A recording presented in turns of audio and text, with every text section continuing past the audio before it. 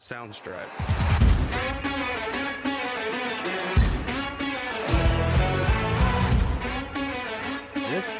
This podcast idea actually came from my old boss at an electrical distributor. I won't name him, but he was always talking about how there weren't a lot of construction podcasts, people talking about fucking what sales reps could do better, how to infiltrate businesses, stuff like that.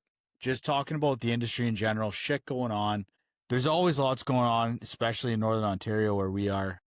Southern Ontario, they're always rolling with the TTC and shit going on, lots of condos being built, stuff like that. And he was like, somebody needs to just, open people's eyes a little bit as to how much goes into the construction industry, who's all doing what, and for new people coming in, how to get in, how sales reps can get into places, how apprentices can start their jobs. We both were apprentices at one time, didn't know what the we were doing, and we managed to figure it out somehow. I couldn't tell you how we got to where we are, but Yeah, and a lot of people don't realize in a small community, it's very hard to get in because everybody has their certain contractors they work with, and they don't like going off the beaten path. And there's a lot that goes on in our communities, but you got to know the ins and outs and the people of the construction industry in our area to get into it. yeah, and it's not hard. It just takes work. Like that's all you got to do is just can start meeting the right people and getting out to lunches and shit.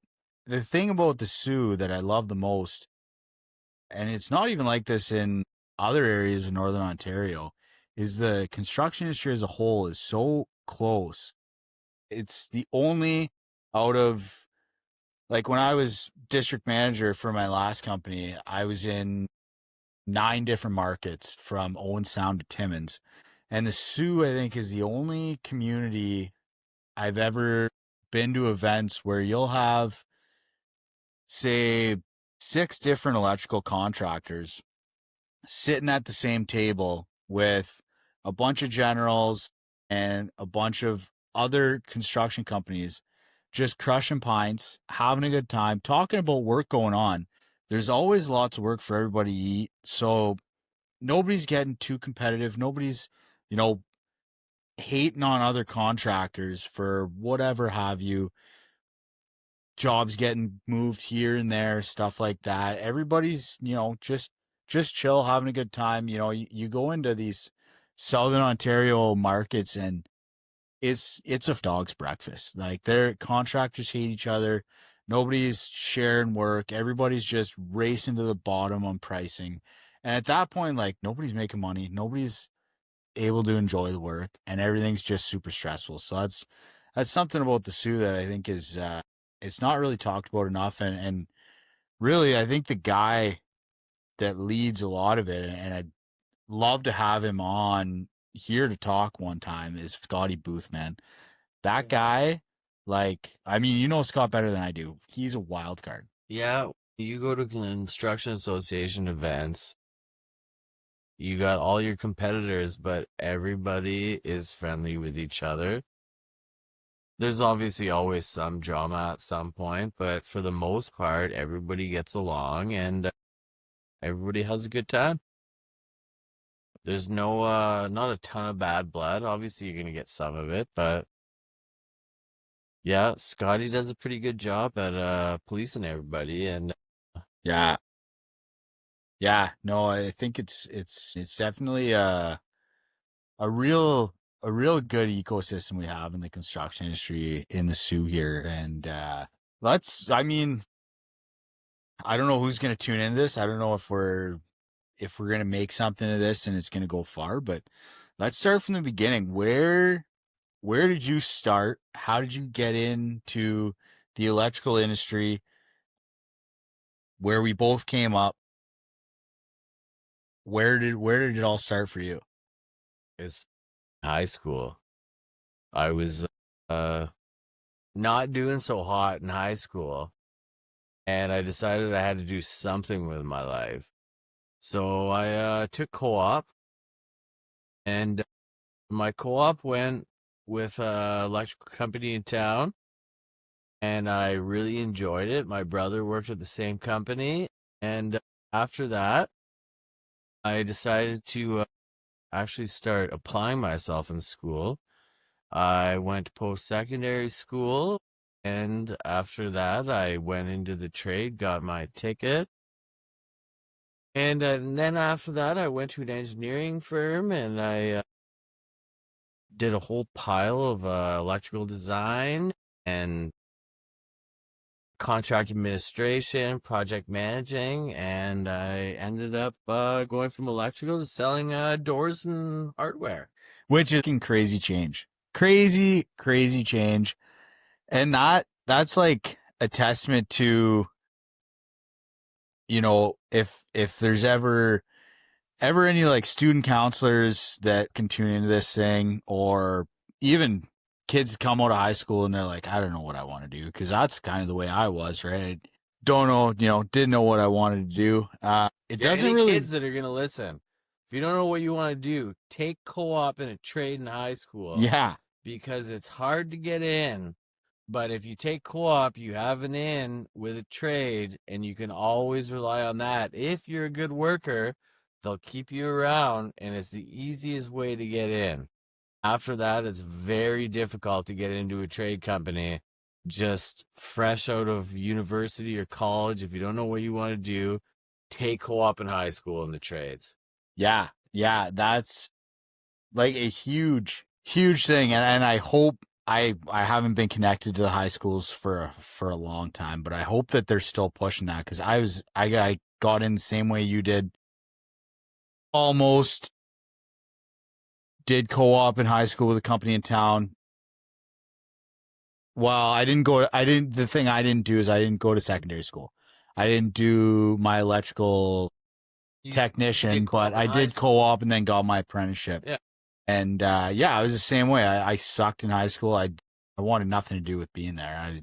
You know, other than going to talk with my buddies and see girls, I was like, why am I here? I'd rather just be drinking beers outside or something. And yeah, my co-op teacher got in grade 11, got me into a company in town. He was good buddies with the owner. My first year of co-op, I was dog shit, man. I was probably the worst co-op student in the world, aside from the fact that I made sure that the guys I was working with were happy.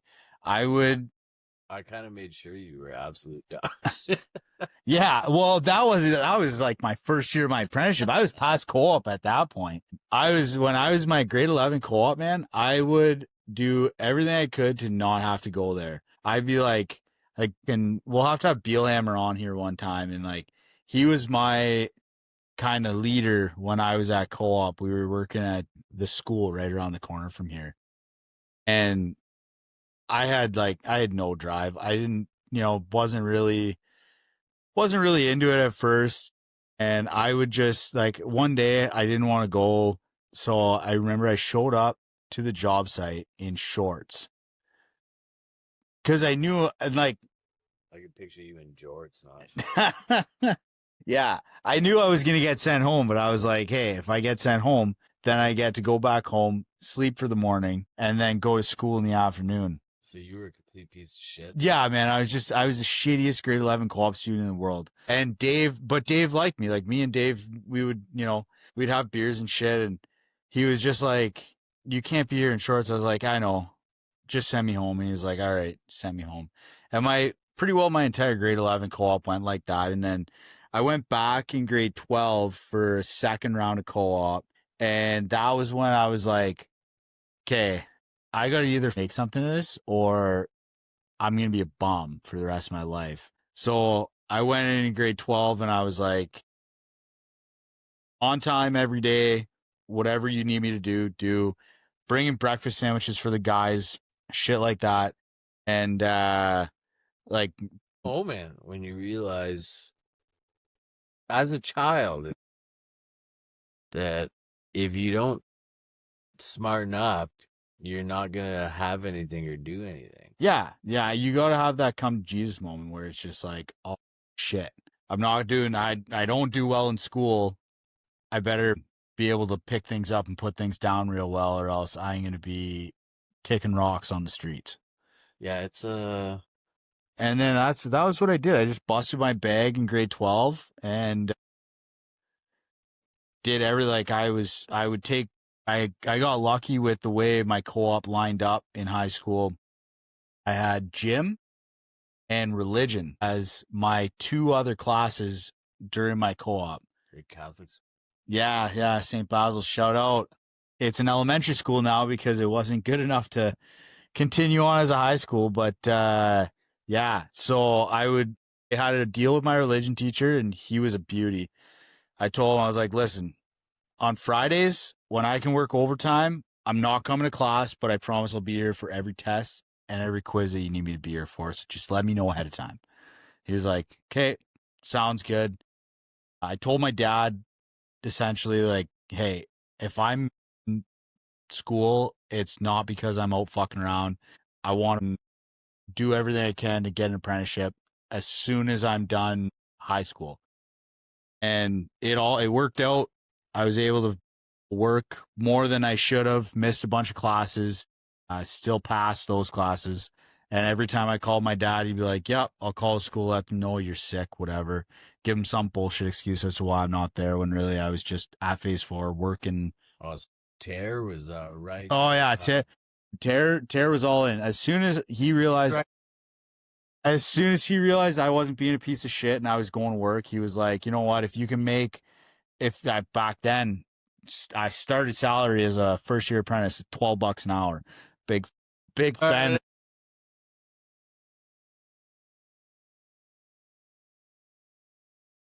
So he would be like, hey, if you can, because the mornings were co-op, so I wasn't paid for the mornings. But I was like, if I can stay an extra 4 hours, then I can make $48. To work an entire hour to afford a beer. Yeah, exactly. Yeah. So yeah, Tara was fully on board. It was great. And so I rolled through like that, and then I got signed for my apprenticeship about a month before I actually graduated. And I had to book my graduation off because I needed to be at graduation to officially graduate from high school. You didn't need to be there. I never went to my graduation. In high school? Any of my graduation. Really? I never attended any of That's a crazy. I know a lot of like my old lady. She didn't go to her university graduation, but that's like a common thing, like university. But high school, I just figured like I didn't go I had to be there. School graduation, high school graduation, or college graduation. Huh? That's a crazy I move. attended none of them. That's a crazy move. You graduate. You don't need to go there to graduate. I guess that's true. I don't know. I never thought about it like that. I guess they give you a blank piece of paper when you walk up the stage. What's the point? It's all for show anyway. Do I regret going to college? No.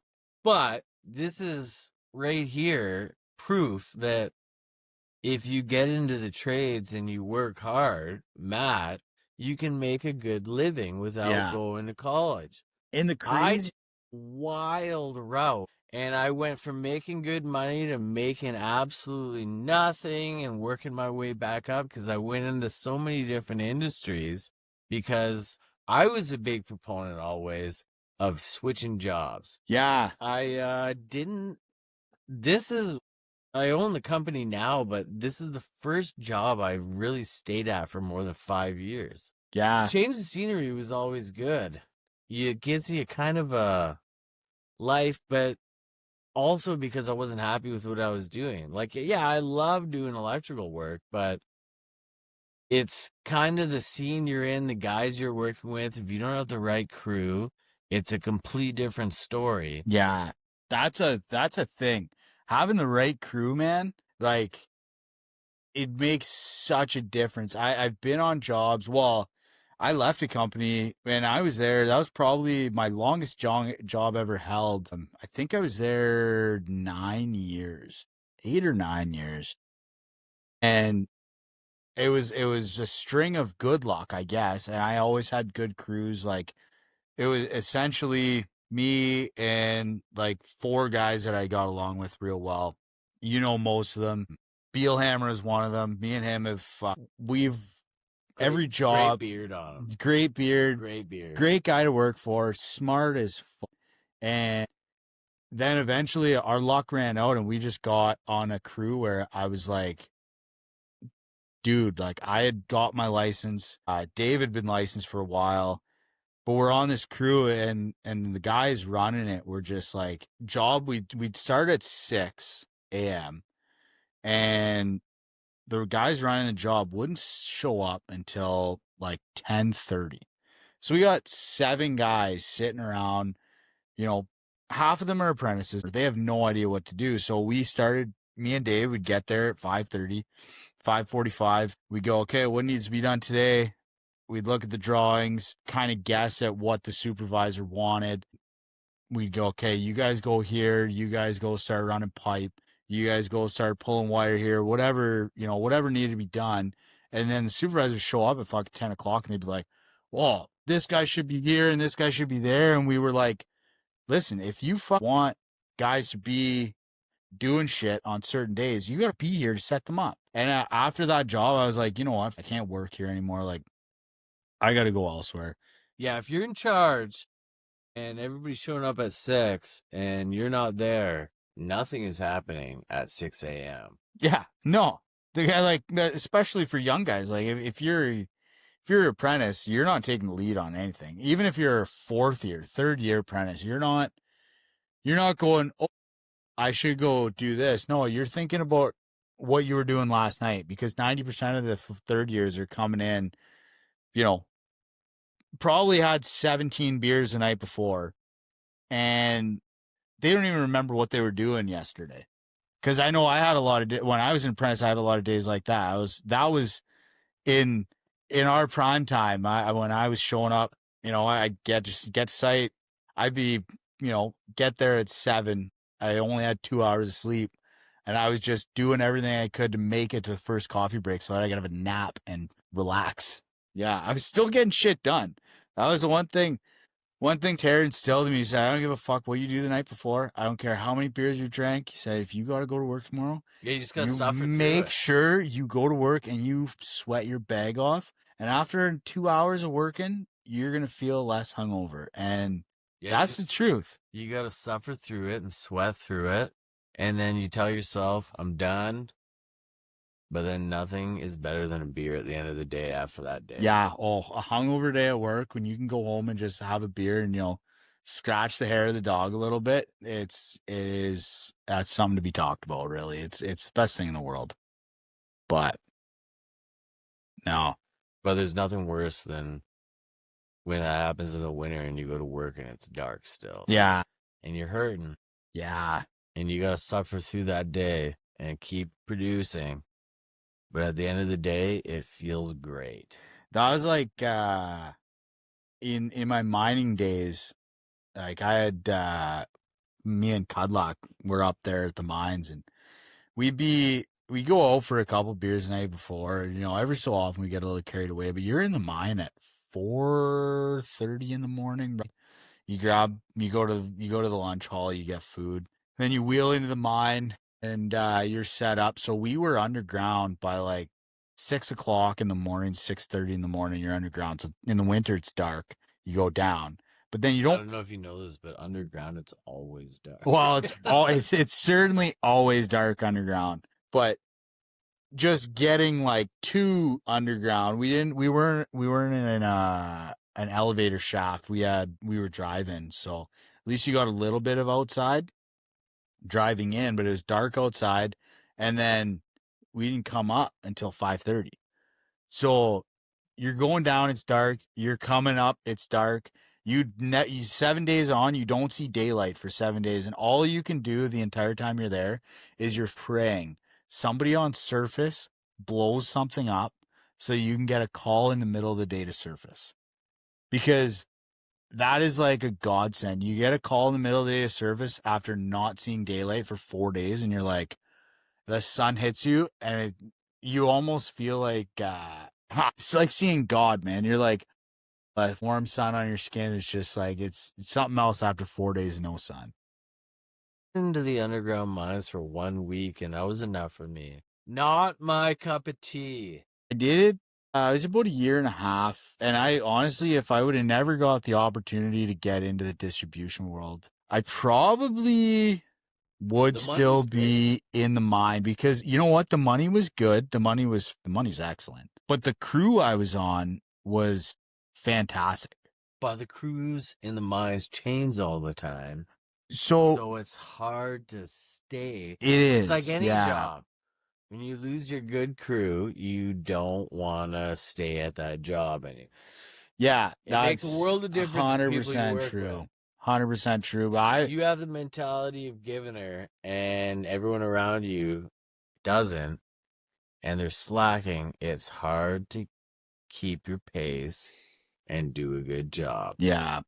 It's like Algoma, right? Like I don't mean to speak ill of the biggest industry in town, but like you see the guys that work there, and like we got a lot of buddies that work there, and some of them absolute beauties, great guys, love their job. They go in, they're happy, they come out, they're happy. But I've got buddies that quit strictly because the crews, I don't know One of what those. it is. What? Am I one of those buddies? Yeah, you kind of were. I never even put two and two I did together. 9 months on the inside. Yeah. Like it's exactly like it's like jail, man. Some of my buddies that are just like the happiest people in the world, as soon as they have to talk about work or think about work, it's like I hate my life. And it's like I'd never been depressed in my how life until I started working there. is I don't understand Because how. everyone around you didn't do anything. And then you see the odd guy that puts his heart and soul out there, but he's just a number. Yeah. That's a tough environment And to if work somebody's in. got more years than you, it doesn't matter how hard you work. It didn't matter. And I couldn't do it. Yeah. How It sucked the life out of me for 9 months, and that's why I left. as an owner of a business, how do you change that mentality? What do you think the Well, best way like to do that you, is? I like working because it passes the time. And even in my spare time, I like building things. I like doing things like I'm talking, I'm gonna grab you a beer. the whole thing, like anything to do, renovation at the house, fixing something. I just love doing construction. The work ethic was always there, but when you work somewhere like that with people around you that don't, just like we were talking about, when your crew changes, you don't want to be there because nobody around you is matching pace or putting effort in. So it's Yeah. really hard to enjoy work and put your effort in. But then when you go somewhere where it's appreciated and you got a good crew of guys, and we have a great crew of guys, everybody works, you have a good time. I always said, if you're not having fun at work, you should probably do something else That's a because you spend a lot of your life working. If you're not having fun, either if you like what you do, find somewhere else because you should be having fun. that's a statement. That is a statement right there. Like that's like me.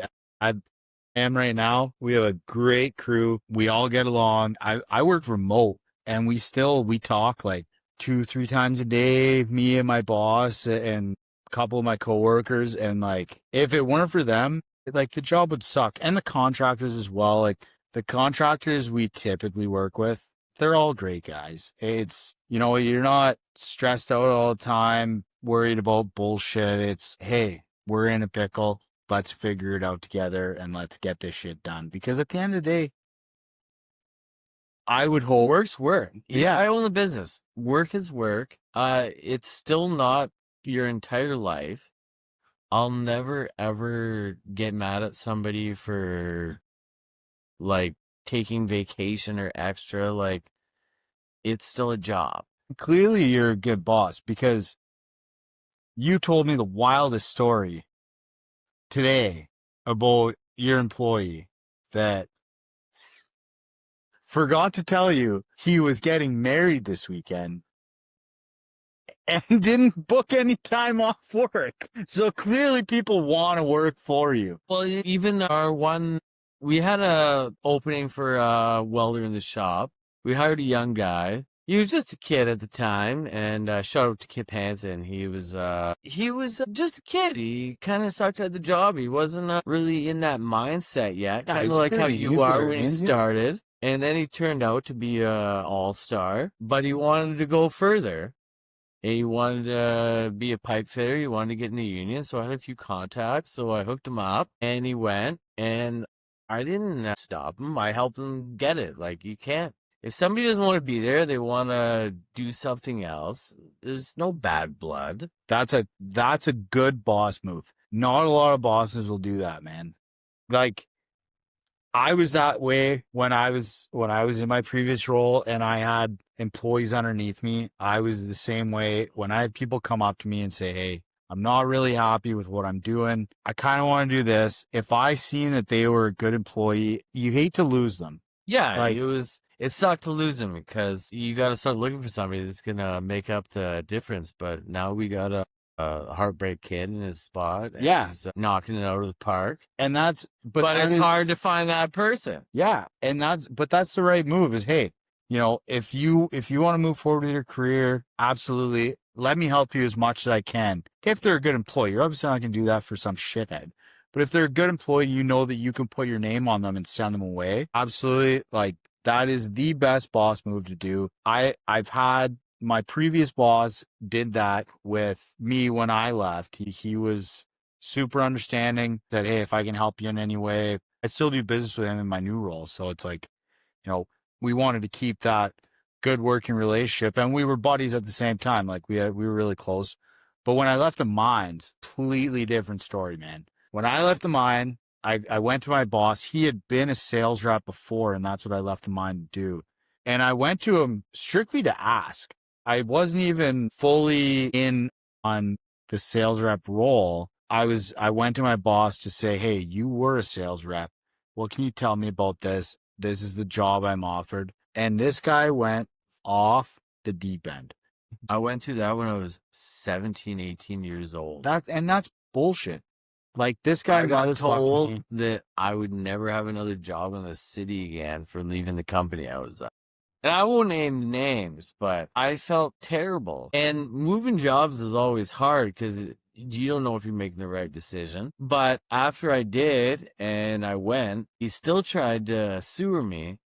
But if you're worth it, it all worked out and you prove the guy wrong. And you get your job and away you go. But I went through that, like, I think I was 18 years old.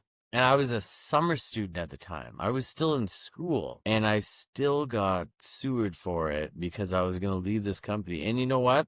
The guys running the jobs, they all told me, like, good for you for getting that position. But the owner of the company tried, like, to break it down. It's terrible, boss. That's brutal. That's the way the guy at the mine was. At least you kind of felt, well, you were 18 at the time, so you're gonna feel, bad about leaving, whatever. As soon as I wasn't even of age to drink alcohol yet. yeah, you were still underage to, That's a hard thing to sulk go your through. sorrows. Yeah, that You're really a is. child still. Yeah. When that happened to me, I was older. I'd have been 24, 25, 24 when it happened. And my boss, he like right away is like, I you're want fucking, exact dates. you're going to hate your life as a sales rep.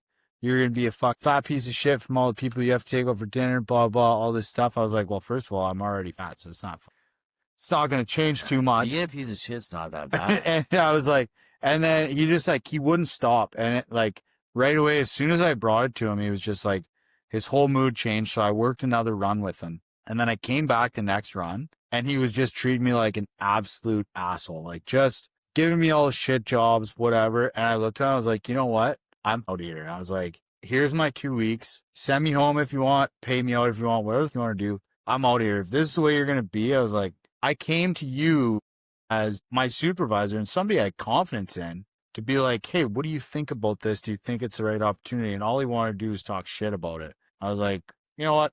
If that's the way you're going to act, Yeah, I'm there's out. a difference between not wanting a guy to leave that you really want on your crew and whatnot, but also realizing that it's so much better for them. Yeah, You 100%. can't get upset with somebody bettering their life or bettering their career, moving up, just because you want them. Yeah, it sucks. And that guy might not even have kept the job because of you, because he's lost the crew. And like we said earlier, it's a lot to do with the people you work with. If you got shitty people you work with, it's hard to stay at a job. Yeah. And it's funny because I left and then he was there for 4 months and got chopped. Different reasons than me leaving, I assume. But it was like clearly he had some shit going on and his way to deal with it was just smashed off me, which I think is bullshit as a boss. I had a lot of employees leave when I was at my last role all the time. But like I had a lot of employees leave when I was in my last role, and most of them was, bettering themselves. Some of them, I mean, corporate bullshit got to them, whatever, it is what it is. But every employee I had leave I was like, listen, if you think it's the right move for you, then I will help you in any way I can. Like that was my mentality. It is what it is. Sometimes it's just, it's a lot 100%. sometimes. 100%. Especially when you're in a management role. It's taxing. It really is. Yeah. A lot of people talk shit about managers, but I don't think until you have to manage a large group, not even a large group of people, anything over 8 people, it is taxing. Because out of those 8 people, at least 4 of them, you're not managing, you're babysitting. Yeah, I've always said being like a foreman or anything, I wouldn't even call it a foreman. A lot of times, if you got a good crew, you're foreman. If you don't, it's adult babysitting. Yeah. Because some people just can't. Like, a lot of people don't realize, like, you're in construction, you're swimming in a sea of testosterone. Oh, absolutely. But there's still a lot of sensitive people in there. And it's a lot of, like, you gotta have thick skin sometimes. And if you don't have thick skin, it's a real rough go. Yeah. Yeah. Okay, I gotta piss too. Yeah, let's go for a piss and then I'm we'll gonna come back. explode. Yeah, we're on a roll here. Let's go for a piss and then we'll come back. We're back. We're rolling. And happy birthday, Bryce. Yeah. Co-host Bryce. Cheers. 37. 37. It's we rolled right into Bryce's birthday on the first pod, and but yeah, what were we talking about before we went piss? That was Apprentices. Fucking apprentices. They're getting. It's scary how short everybody is on apprentices now, though. Like, well, it's a huge culture shock for especially like young kids. Like, a lot of people don't realize, like, a lot of kids start 16, 17, 18 years old. Yeah. They're going in to construction, and you're literally with a bunch of grown men surrounded by a lot of other grown men. Yeah, there's women in construction, but there's not a lot of them. Yeah, not many. And it's a giant culture shock. Yeah. And it's not like, yeah, there's hazing, but like a lot of the times hazing is because you're close to each other. But it's a huge shift, like, especially if you're not used to things like that. Like, I grew up in a family where I pretty much have all guy cousins. Yeah. And you kind of, and everyone in my family's in construction, so I was always used to it. So nothing bothers me like that. But you get some kids, it's hard. Mm-hmm. And you can see how hard it is for them. Like, and I was always the person, like, you get the kid to do something, and he doesn't do it right, or he does it okay, but he could do it better. You get him to redo it. Some people don't take, like, it's really hard for them to get past that barrier of somebody telling them, like, no, you gotta do it again, or... Yeah. And not a lot of people are kind about it. There's a lot of people, like, you've been in the trade. You've seen people on job sites where they yell and scream at people. Yeah. And in the heat of the moment, you're having a bad Yeah. day. Sometimes you screw up. Like, Yeah. it's just like any job, but the issue is like, some people go to university for 5 years and they go and get a job, but you're at least like 20 some years old. In the trade, sometimes you got a 16-year-old kid that's working with you. Yeah, you got to grow up fast. Yeah, it's a huge shift in life. Yeah. Yeah, you got to grow up fast when you're in trades. But I don't know. To me, it's worth it, and that's why we're doing this. We want to encourage more people to get into it. More parents talk their kids into getting into it. Like, I don't know. You look at some I've of our told every single kid in high school that I know, if you don't know what you want to do after high school, take co-op and at least get into a trade, Yeah. whatever you find interesting. yeah. Because it doesn't matter if you get into electrical, plumbing, welding, whatever it is.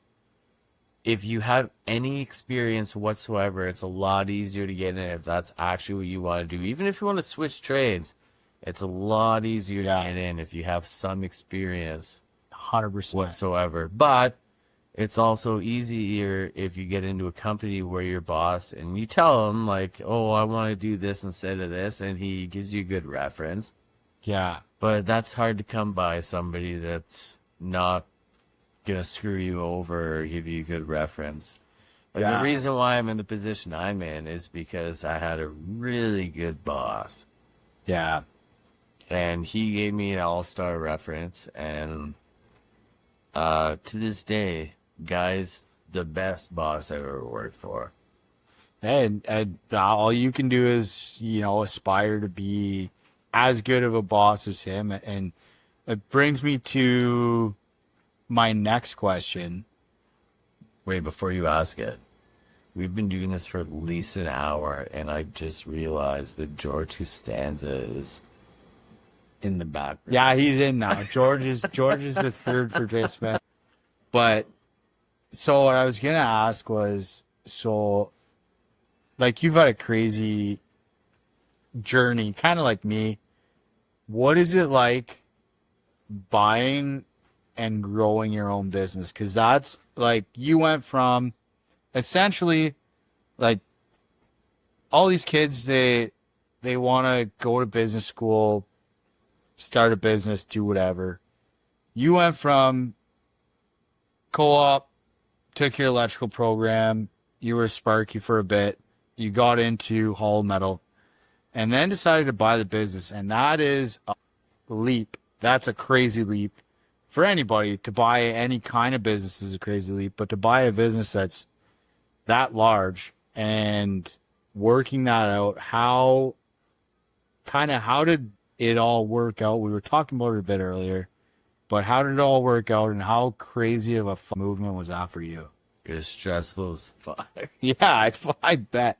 And the worst part is I had a fresh baby 1 month before I took ownership. So it was kind of all at once, but the hardest part is what they don't tell you is you line up all the financing and you get it going, and then all of a sudden a lawyer bill comes in. And they're like, by the way, you owe us 150. Yeah. And thank you So very you're much. like, oh, I'm starting at a good place, and then all of a sudden, oh, okay, so now I'm in huge amounts of debt to start out with. But luckily, business is booming in Sault Ste. Marie right now, so we've been busy all year. But it was stressful because it was really dicey for quite a long time. Because you gotta front all that money, and with construction, you get paid depending on your contract, 30 days, 60 days, 90 days.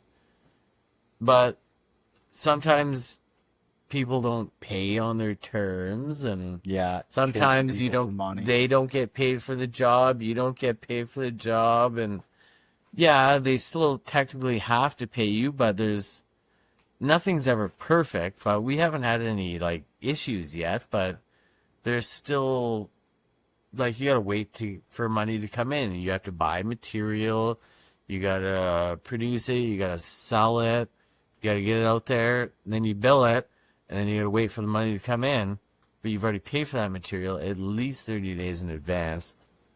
So it was very stressful to start out with. And I think that's something a lot of people don't understand, and I didn't understand it until I was in my previous role, where if you're buying a business, especially in the construction industry where there's a lot of money going out to make money come in, and I've helped my buddy a little bit who also owns another construction business, where you know I didn't understand that this money doesn't often come from bankroll where you've got liquid assets. You're working with a line of credit, so be it from, if you're scaling a small business that's, you're running on a $15,000 line of credit and you're just doing little jobs or whatever, all the way to larger businesses where you're working with a $500,000 line of credit. And that's something I don't think when people kind of, want to start on their own or do whatever to create a business that they've got an idea for, they don't understand that line of credit is going to be kind of your lifeline. But you've got to be prepared for, hey, if things start rolling and you're doing a lot of work, that line of credit is going to look scary. Even if you're doing good, you're probably still relying on your line of credit. Yeah. When I first took over, the line of credit was maxed out. I had to get extra on the line of credit just to survive the first few months, because you go from net zero taking over, buying all the material for the first month. Then the lawyer's like, hey, by the way, this, then you got your accounting fees, you got everything else, and it's all part of the whole transition. But that alone doesn't kill you, but 30 days, especially with an established business, that's a lot of money going out in 30 days. And then you're not getting paid for that for a minimum of another 30 days. So now you're at 60 days. Yeah, you're waiting 2 months, and your line of credit is inching closer and closer to. Because you bill out construction projects by the 25th of every month. Yeah. And then you're 30 days, depending on the contract, sometimes it's longer, but you're another 30 days after that. So if you bought something on the 26th of this month, November, you bill it out on December 25th, and then you won't get paid at the earliest January 25th. Yeah. That's a long time, especially if you got a big job and it's not even that big of a job, but you get a couple $1 million lighting job for you guys, and you bought that material, you sell that material, and you don't get paid for that material for at least 60 days. Yeah. If you're lucky, it's sooner. But you got to rely on that bank. Yeah, you really do. And that's one of my biggest, I would say, issues in my previous job, where I was at a distributor. So we were a larger corporation, and a lot of people we would find kind of relied on us to be a bank. Your bank. Per se, right? Because a lot of people in construction, I can't say this more, all construction in Canada is based on CCDC contract. Yeah. And I would probably say 90% of contractors have no idea what a CCDC contract says. 100%. And you have to sign, and with your draws monthly, have to sign a statutory declaration saying that you've paid your suppliers. And everybody gets it done, and which leaves you, if you don't pay your suppliers, into a whole mess. But a lot of people don't know that Like, I've read them over and over again, and there's a lot of information in there, and a lot of people don't even know their rights with construction, with CCDC contracts. And a lot of people should educate themselves on that. That's the biggest thing with construction. You should really study up on CCDC contracts. Whatever the contract that is in there, whatever job it is, whatever CCDC contract it is, you should know what it is and what your payment terms are and what not. Because it doesn't happen often, but sometimes a job goes way out and the bond gets called. Yeah. And you need to know if you can, whether or not you're leaning the project or whatever it is that you have to do if you're not getting paid. Especially like when I took over, like there's a lot of money coming in and out, but if you're not getting paid all of a sudden, you need to know your rights and what you're allowed to do and how you can pursue it. And there's not a lot of people that know that. Yeah, no, 100%. And that's like in my previous role, it was all the time we were dealing with late payments, stuff like that. And I think because we were such a big corporation, contractors didn't quite understand that we ran the same way that they did, where, you know, we had a line of credit, be it we were a large corporation. So we're running on, you know, call it a $5 million line of credit. But at the end of the day, if their $150,000 worth of material wasn't paid, we're paying interest on that for whatever many months they didn't pay. So you're talking 4-5%. When things got crazy during COVID, we're looking at $1.8 million worth of stuff. We're paying 7% interest because it was tough times with banks and everything like that. So we're now paying 7% on $1.8 million for every month that we can't pay that bill. And it's like, some people just don't understand that is how most of the industry runs. It's all pushing lines of credit, and you know, you have a good month and you get out of the line of credit, but then you're gonna have a bad month and you're gonna be back in that line of credit eventually, and that's how you got to survive. It's just the way it's job, and you got to go dip into the line of credit. Exactly. You don't get paid for 60 days. You got to pay interest on that line of credit, so then your profit goes down. Exactly. And that's something like I don't think people that get into business quite understand that right away, and until you've jumped feet first into it and you were like, holy fuck, here we are.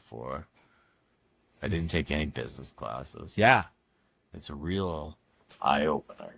It really is. But that's, hey, we're a bunch of idiots trying to figure it out. And the whole reason for this is to educate people. That's why you got to hire people. Yeah. Accountants, you can't not have a good accountant. Yeah, your accountant's your best friend. Lawyer, you need a good lawyer. You need a good bookkeeper. You need a good crew. Otherwise, you're screwed. Yeah. Especially when you're taking over, you put all that money down. Everything you got's on the line. So it's do or die. It's a tough go. It's stressful, but it's rewarding. If the industry keeps going. And right now it's booming. So let's get into that. What do we think is going to go on? Political beliefs aside, it looks like we're not going to have an election, and I'm in the boat I'm actually not upset about it, and I don't think you are either. And no, let's talk about it. With me, I don't think it matters who's in. Everybody's gonna you're gonna have 50% of the people upset about it no matter what. 100%. And either it doesn't matter who's in, they're gonna spend money where 50% of people don't like it, and life moves on. Yeah. It doesn't matter who's in, it's gonna be a shit sandwich anyways, and we're gonna pay massive amounts of tax. Yeah. So to me, it's six of one, half a dozen of the other. That's my biggest concern. Like, I mean, we both have some far right wing buddies that are like, we're gonna have an election, and the conservatives are gonna get in, whatever. But I was in my head, I was like, and you kind of opened my eyes up to it when we were talking about it at the office. It was like, yeah, as much as I would prefer a conservative government, if we have an election now, all we are going to do is pause every job that we have starting right now. Yeah, because And it's going to get pushed out another year, Yeah. and then funding's going to get pushed out another year. It's just a waste of time for everybody that's in the industry. Yeah, exactly. So I'm kind of happy that we're not going to have another election. And where do you think the money's going to land? Where do you think the money's going to land? I know, but say we don't have an election. Do you think we're going to get the housing funding that they've promised, and we're going to see, you know, the apartment jobs that we're kind of waiting on, shit like that? Do you think it's going to get pushed through, or do you think it's all fluff? No, I think it's going to get pushed through for sure. I don't think there's any choices. So many people without affordable housing that I think they don't have a choice. I think it doesn't matter who's in, they're going to push those projects. Yeah. I hope so. I hope so, because right now it's, you know, it's getting, I'll say the construction industry in the last 3 months has slowed down faster than I expected it to. Yeah, it's been like there's been nothing major up for tender in the last 2 months. Yeah. There's not a lot on the horizon that I know of. And there's a lot of projects that are kind of sitting in limbo waiting for funding from the government. So you don't know what way it's going to go, but I don't see it not going to construction everything. I hope so. I think we're looking at a positive if we can push through most of the projects that we have on the horizon. I think everybody's just kind of sitting still right now, waiting to see what happens. And there's a lot of construction going on right now. There is, yeah. There's a lot of busy contractors. There's a lot of service work. There's a lot of small jobs right now. Yes. A lot of really small jobs, little businesses, restaurants, stores going on, but nothing like major. Yeah. Like 30, 40, $50 million jobs going to tender right now. Yeah. It's been a little bit of a lull for the last few months, but usually this time of year it does get slower. Yeah. We're also coming into winter. Ground's getting froze. You know, shit like that. It's getting cold out there. It is getting cold, and I think that's a perfect segue into the first pod review of a beer. What do you think? The old Redneck That Travel can Code. Looks like she's been through. This can's rolled around the garage a bit, so Balls Falls IPA from Bench Brewing Company. I'm not too sure what happened to this can before it got to me, but somebody beat the brakes off it. and we're hoping it doesn't affect the review at all. Let's see what we got here. We're rolling a 4.5% IPA. That's a little light. I want you to compare Balls.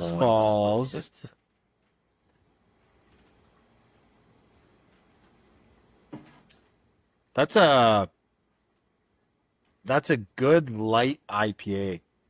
That's a drinker. Like you can have a couple of these and you're not too worried about, ending your night super early. It's a bit of a mix, of a light beer with an IPA, I would say. Decent. Yeah. Like I could drink a couple of those.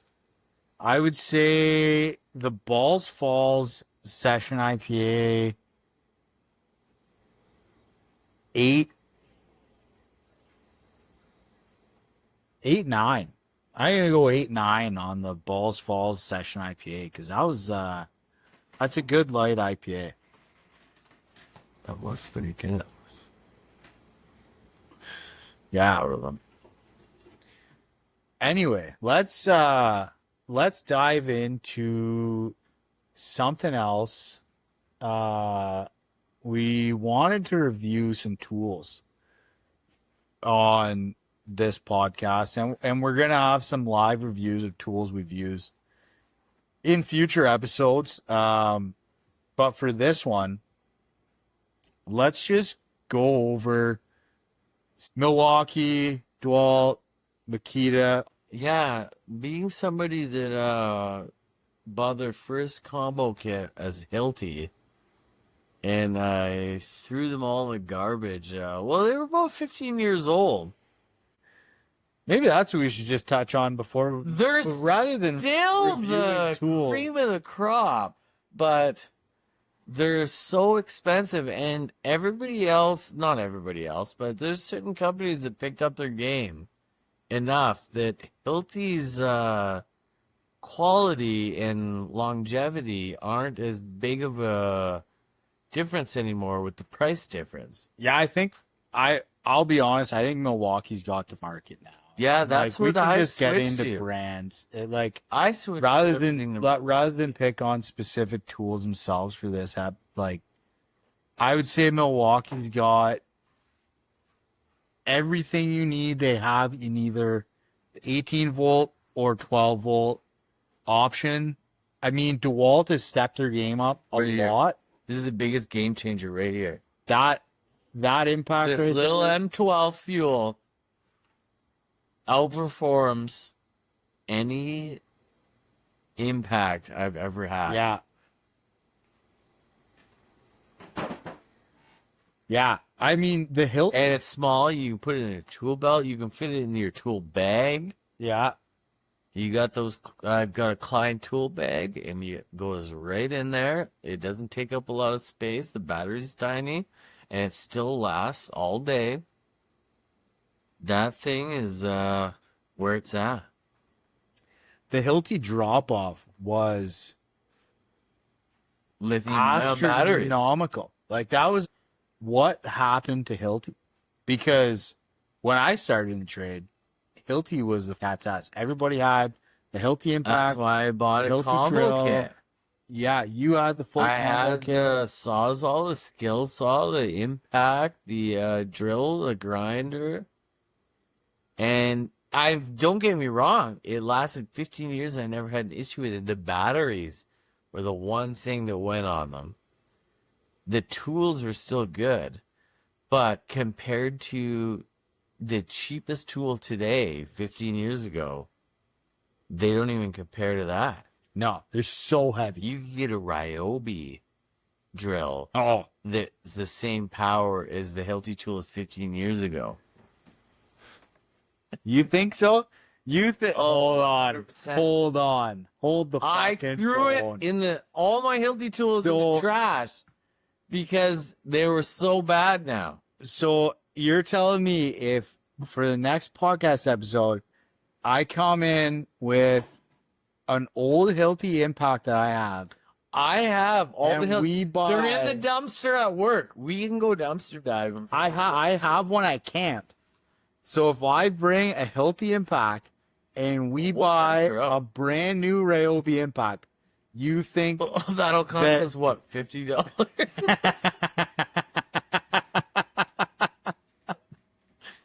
the old Canadian Tire special? But you're saying you think that Ryobi Impact is going to outperform My Healthy Healthy. Impact, 100%. And I bought it when I was 21, so it would be 16 years old.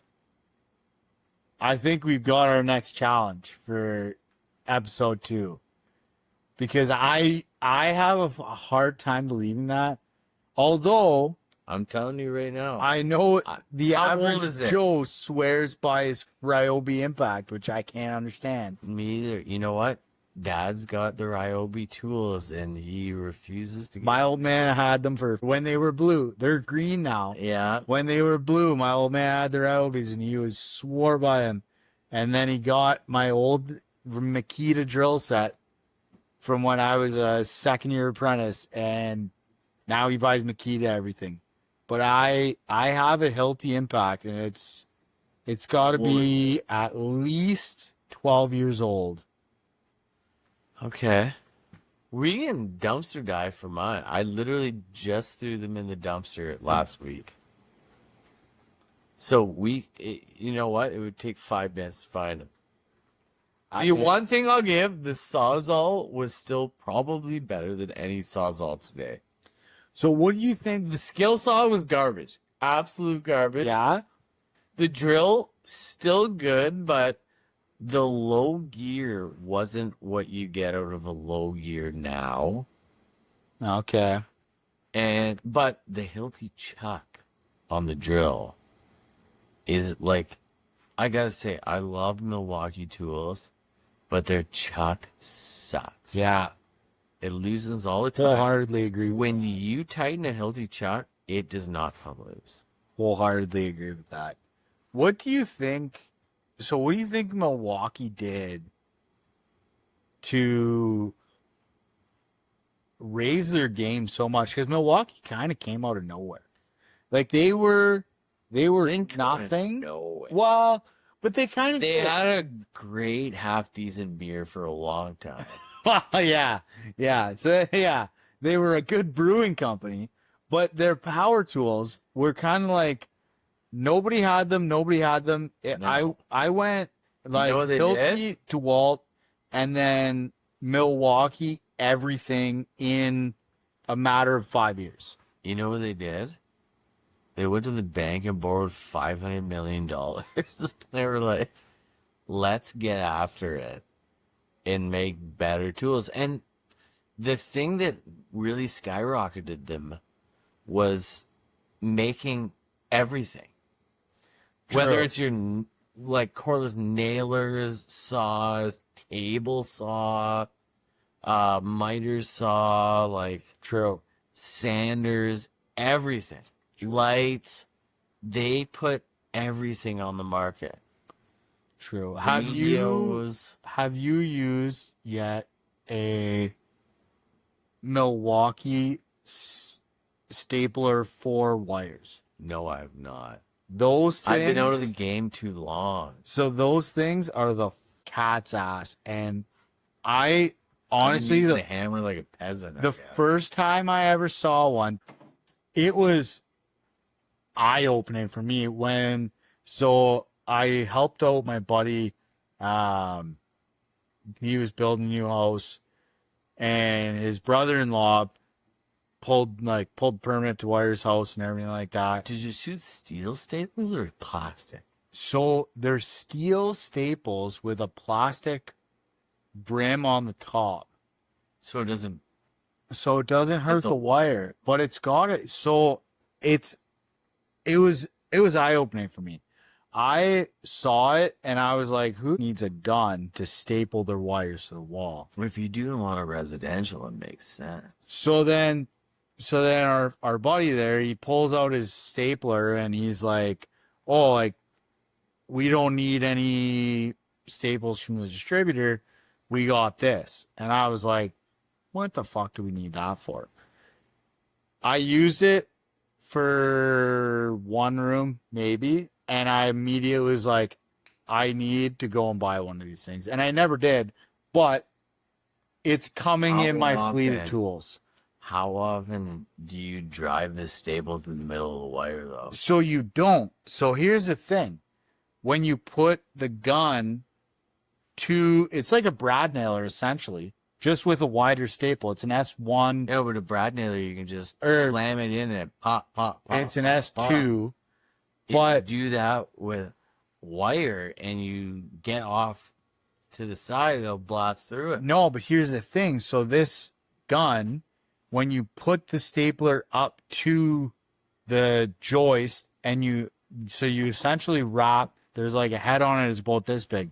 It's probably as wide as an S4, and you put it up to it and it gauges the distance of how far the wire is from the joist, and it only shoots the staple to the edge of the wire. So it doesn't overstrap your cabling. It is, I commend Milwaukee for this. It was the craziest thing I've seen on a job site. And I've been off the tools now for 8 years. But it was eye-opening for me. I was like, this is a tool that every resi electrician should have in their bag. It was awesome. Why don't you have it then? I do one side job a year. So that's why I don't have it. But if I did more, I would definitely buy one. And I might You know who I might buy one. doesn't have one? Please don't say name. Yeah.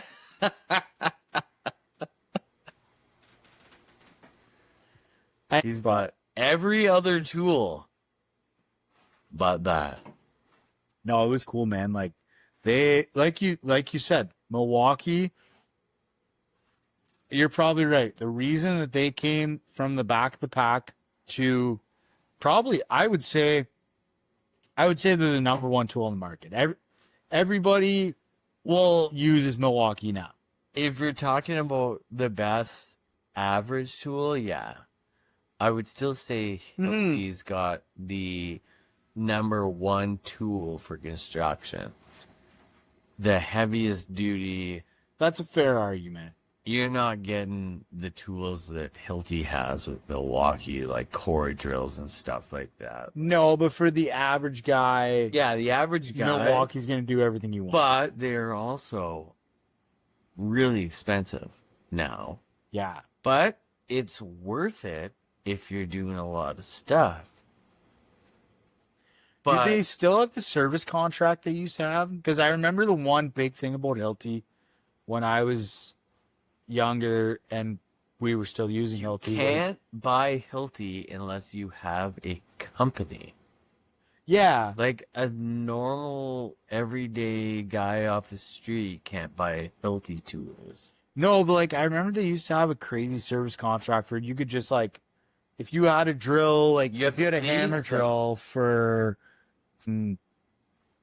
4 years, you could bring it back to them and say, "Hey, You fix have this." to lease them. You have a monthly fee per tool that you have to lease. Oh, okay. That's registered to your company. And then if you lease it, then yeah, you throw it down a flight of stairs and it's fucked up. You bring it back and get a new one. And they send yours away to get fixed or replaced or whatever. Yeah. But you have to lease the tools. Hmm. And it's not a bad deal. But like for drills and impacts and sawzalls and skill saws, doesn't make sense. Consumable tools. But like, yeah, they're great tools. Tools that Ryan will lose, we'll call those. Well, he'll lose them because he can't see 3 feet. Anyways, yeah, if you're getting like a big like concrete saw or core drill or something like that, I wouldn't buy anything else but Hilti. But consumables now, Milwaukee's so far up there now. Yeah. Like, just this little tiny pistol drill right here. This thing is unreal. Worth it, 100%. Oh, absolutely. But it's just the amount of things they have that goes the distance. They have a tool for absolutely everything. Yeah. Whether it's metal saws, wood saws, even the light stand, like that rocket Yeah, the light. light stand's fucking wicked. Even the different size batteries, they've got everything. Yeah. Well, There's a large difference between Milwaukee and Ryobi. yeah, 100%. I You wasn't know what? even. We're gonna show it. I think we should do that. We'll do that next episode. We're gonna get your Hilti drill, and we're gonna send it. I think that's a wrap. That's a good first episode. What do you think? It's good. Caller? You'll call her night. Caller night. Thanks for listening. Hope you learned something, enjoyed it. Sounds Cheers. correct. Yeah.